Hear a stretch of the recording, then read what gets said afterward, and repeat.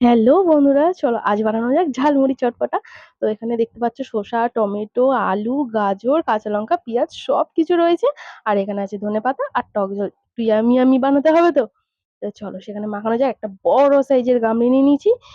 আর সেখানে হচ্ছে আমার বর মাখাচ্ছে।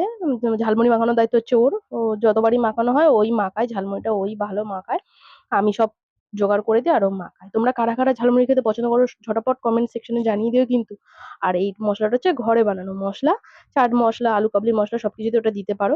তোমরা এটা আলু কাবলি হিসেবেও খেতে পারো, যেহেতু এখানে আলু কুচি রয়েছে। আর এখানে দেখতেই পাচ্ছ আমার জিভে এখন জল চলে আসছে ভয়েস ওভার দিতে গিয়ে।